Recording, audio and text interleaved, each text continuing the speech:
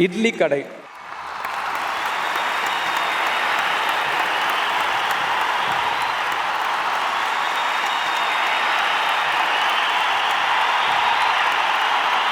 இட்லி கடை, அது என்ன இட்லி கடை? அது என்ன டைட்டில்? இன்னும் கொஞ்சம் பவர்ஃபுல்லாக ஒரு டைட்டில் வச்சுருக்கலாமே. பொதுவாக ஒரு படத்தில், ஒரு சில படங்களில் அந்த ஹீரோவோட பேரே டைட்டிலாக வைப்பாங்க, இந்த ராயன் அந்த மாதிரி. இந்த படத்தோட ஹீரோ இந்த இட்லி கடை தான், அதனால தான் அந்த டைட்டில் இட்லி கடை அப்படிங்கிற டைட்டில். சரி, ஒரு இட்லி கடையை வச்சு படம் பண்ணணும் அப்படின்னு ஏன் தோணுச்சு அப்படின்னா, நான் ஸ்ரேயஸ், அப்புறம் என் கூட அஸ்வத்னு ஒருத்தர் ஒர்க் பண்ணார். நாங்கள் எல்லோரும் ஒரு மீட்டிங்காக ஃபாரின் போயிருந்தோம்.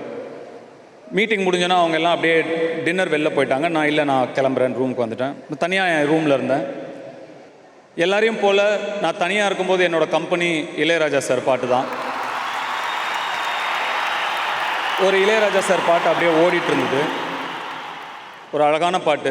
நான் ஏரிக்கர மேலிருந்து 8 தேச பார்த்திருந்து ஏந்தி இழைக்க காத்திருந்தேன் காணல. மணி 7 8 ஆன பின்னும் ஊரடங்கி போன பின்னும் சோறு தண்ணி வேணும்னு தோணல அப்படின்னு ஒரு பாட்டு. வீட்டில் போய் இந்த பாட்டெலாம் கேளுங்க, சூப்பராக இருக்கும். ஒரு சில பாடல்களுக்கு ஒரு சக்தி இருக்கும். நம்ம வாழ்க்கையில் ஏதாவது ஒரு காலகட்டத்துக்கு நம்மளை அது கூட்டிகிட்டு போகும். குழந்தை பருவத்துக்கோ இல்லை ஸ்கூல் டைமுக்கோ காலேஜ் டைமுக்கோ அந்த மாதிரி ஏதாவது ஒரு ஞாபகத்தை கொடுக்குற ஒரு சக்தி ஒரு சில பாடல்களுக்கு இருக்கும்.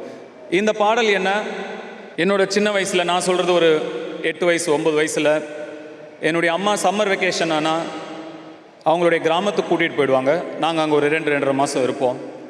அந்த கிராமத்துக்கும் அங்கே இருக்கிற என்னோடய பாட்டி வீட்டுக்கும் இந்த பாட்டு என்னை கூட்டிகிட்டு போச்சு.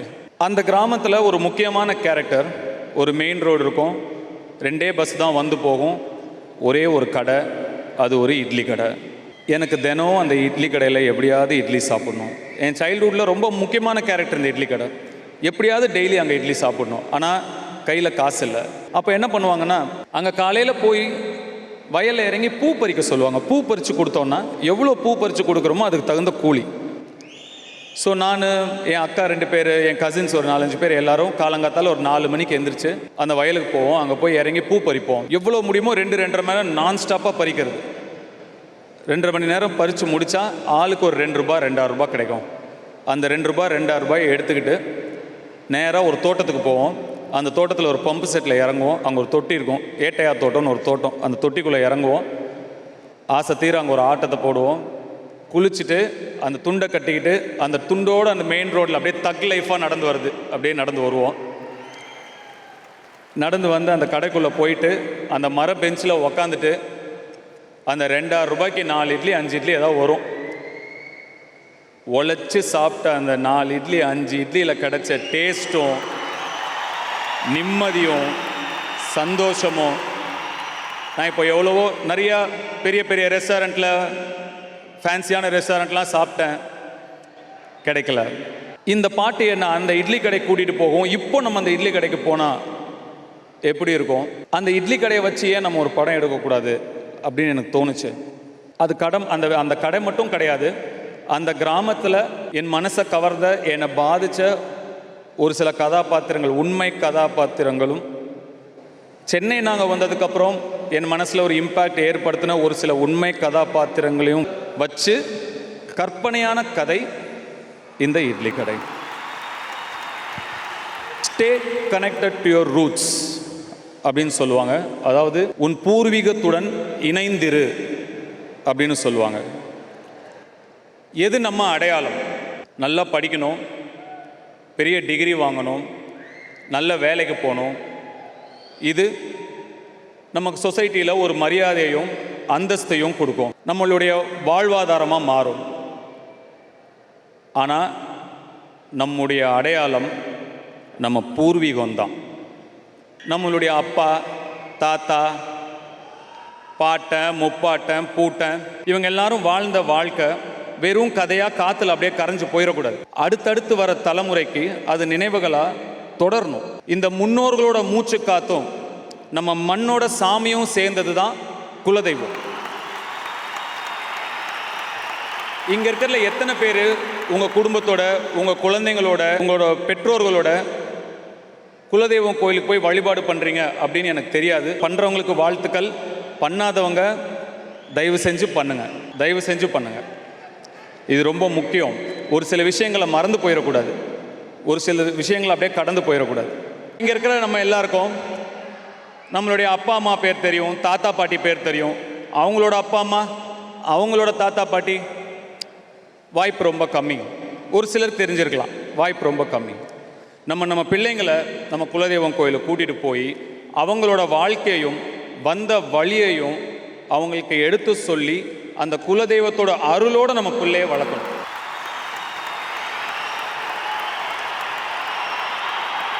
எப்படி ஒரு பறவை கூட்டிலேருந்து இற தேடி எந்த திசைக்கு போனாலும் திரும்பி கரெக்டாக அதே கூட்டுக்கு வருதோ, வாழ்க்கையை தேடி நம்ம எந்த திசைக்கு போனாலும் வந்த வழியையும் வாழ்ந்த வாழ்க்கையும் என்றைக்கும் மறக்கவே கூடாது.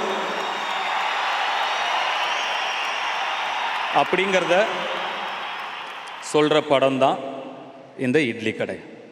ஏன்னா நான் இவ்வளோ தூரம் மெசேஜாக சொல்கிறாரு அப்படின்னு யோசிக்காதீங்க. உங்களுக்கு நான் சொல்லாமல் யார் சொல்லுவா சொல்லுங்கள்? இதை உங்களுக்கு சொல்கிற உரிமை எனக்கு இருக்குன்னு நான் நம்புகிறேன். அதனால் நான் உரிமையாக சொல்கிறேன். இந்த படப்பிடிப்பு நடக்கும்போது நான் விளையாண்ட தெருக்களில், நான் வாழ்ந்த வீட்டில், வளர்ந்த வீட்டில், நான் சாப்பிட்ட இட்லி கடையில், என்னுடைய கருப்பசாமி கோயிலில், அங்கே முன்னாடி இருக்க அந்த மாடில் நான் ஏறி விளையாண்ட அந்த மாடில், இது எல்லா இடத்துலையும் நாங்கள் படப்பிடிப்பு நடத்தினோம். எனக்கு ஒரு ஃபுல் சர்க்கிள் போயிட்டு வந்த மாதிரி இருந்தது. மனசுக்கு ரொம்ப நெகிழ்ச்சியான ஒரு படப்பிடிப்பாக இந்த படம் எனக்கு இருந்தது. This is a very personal film for me. இதில் என்னோடய பாட்டியே கூட நடிச்சிருக்காங்க ஒரு சீனில். என்னோடய அம்மாவோட அம்மா அவங்களே ஒரு சீனில் நடிச்சிருக்காங்க. நிறைய ரசிகர்கள் நான் இப்போ சந்திக்கிறேன். நம்ம ஒருத்தர் புகைப்படம் எடுத்துக்கிறோம். தொடர்ந்து இன்னும் எல்லாரையும் நான் சந்திக்கிறேன். அப்படி நான் உங்களெல்லாம் சந்திக்கும்போது நிறைய பேர் என்கிட்ட வந்து, இப்போ நான் டாக்டராக இருக்கேன், நான் ஆர்கிடெக்டாக இருக்கேன், நான் ஐஏஎஸ் படிச்சுட்ருக்கேன், நான் ஒரு இன்ஜினியராக இருக்கேன், முக்கால்வாசி பேர் இந்த மாதிரி என்கிட்ட சொன்னீங்க. எனக்கு அவ்வளவு மனசுக்கு நெகிழ்வாக இருந்தது. ஒரு சினிமா ரசிகர்களாக இருங்க, என்னை உங்களை குடும்பத்தினர்னா ஏற்றுக்கிட்டுங்க, என்னை படத்தில் பார்த்து ரசிக்கிறீங்க.